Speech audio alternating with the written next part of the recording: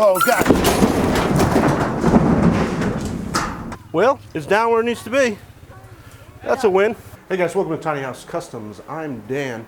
Now you wouldn't know this by me filming in the shipping container, but the shipping container is not level at all. Right now we are on the high side of the container and it pitches way down that way. So when I set the container up, I wanted to be able to work underneath it so I could insulate in between the steel joists that run in there. But I haven't ruled that completely out that I'm gonna do it, but I'm not gonna do it anytime in the near future. Now in the summer it wasn't a problem because it's pitched like this. This was the high end, so when that thing heated up in the summer, the heat rose and it would come out the doors. I mean, not all of it, but it kept it cooler and it made a better circulation for the air. But in the winter, all that hot air from the fireplace, you see it going, is just pouring out of the thing. So what I'm planning on doing today is lowering this down so that that's closer to being level. So I believe it was about 12 inches higher on this end. So I'm gonna take those two blocks, those are 8 by 8s, so 8 and 8, 16. I'm going to take that 8 and 4, I'm going to take the 4, put it over here, and that drops it down 8, 9, 10, 11, 12. 12 inches on both ends. So I'm going to get in, first thing I'm going to do is take off this ramp because that'll cause a problem, and then I'm going to try to do this with the forklift.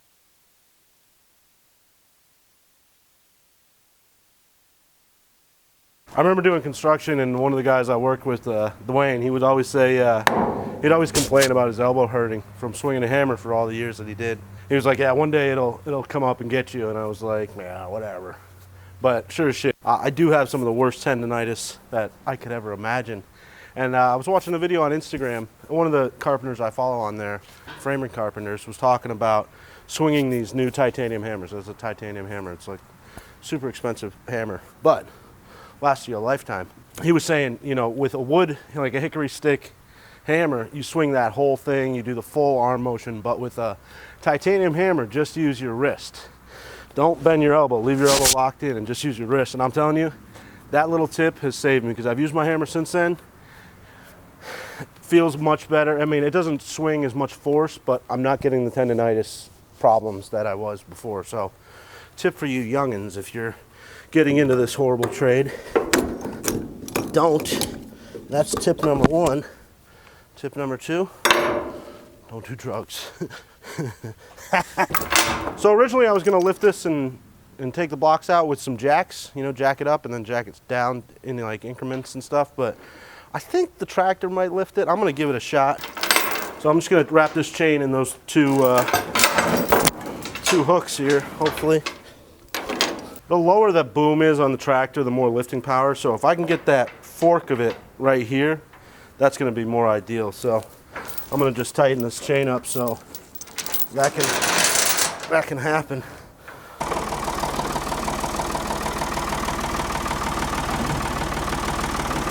I would say that's a no-go.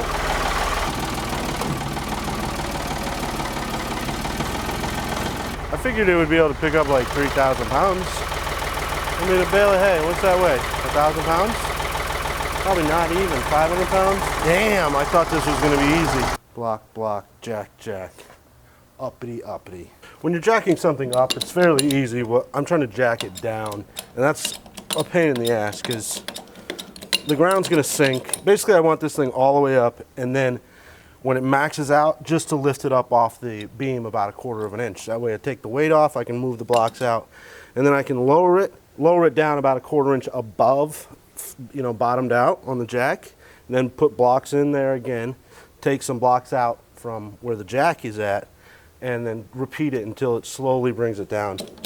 I know I didn't explain that really well, but, you know. So I'm pretty sure my landlord has another one of them Harbor Freight 8-tonners in their truck somewhere. I've seen it before, so I'm gonna get that. I'm gonna do both at the same time. And so I took the weight off there and I got about 5 inches of drop. So what I can do here is just take the 4-inch block out and lower the 6x6 onto the 8-inch block. And then I'll take the 4-inch block and put it over there. That drops it 4 inches. And I'll do that 3 times to lower it all the way down. One problem I'm gonna have is that eventually I'm gonna have to dig a hole.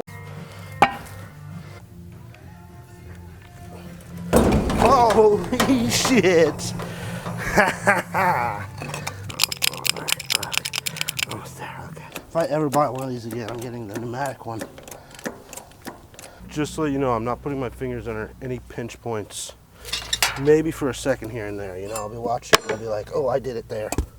But very mindful of my hands.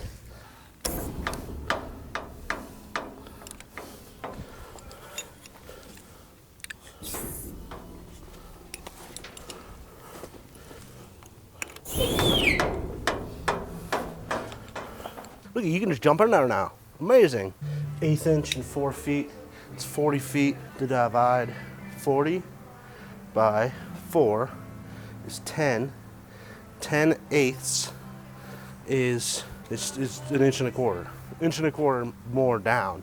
But at that level, I mean, you can't really do that math on this with the 4-foot level.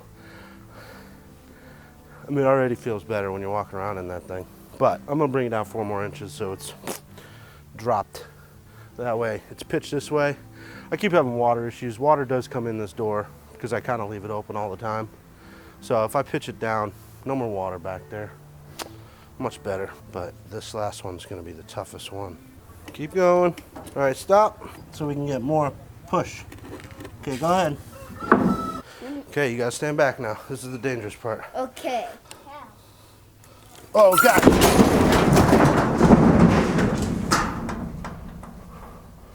Whoa. Damn! Oh, yeah, it went bad on every level.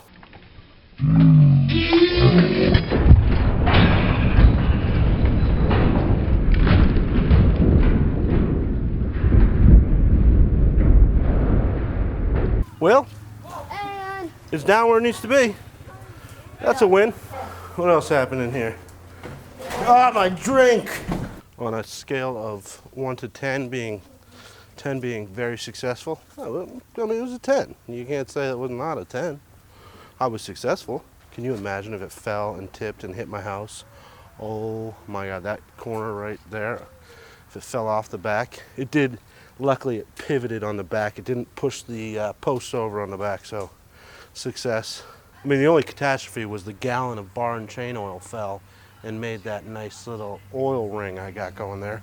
When we get some cat litter and clean that up. I will say though, these things are extremely heavy. I mean, I do have a lot of stuff in there, but I'm amazed how heavy it actually was, because I figured the tractor should have been able to lift it, but it didn't. But I hope you enjoyed this video. If you're new to my channel and you like this kind of content, make sure you hit that subscribe button. If you have some great knowledge you want to share, leave it down in the comment section below. And if you love the video, give it a thumbs up. I appreciate it so much. Thanks for watching. I'll see you on the next video, which don't really know what it's going to be. I thought I had an idea.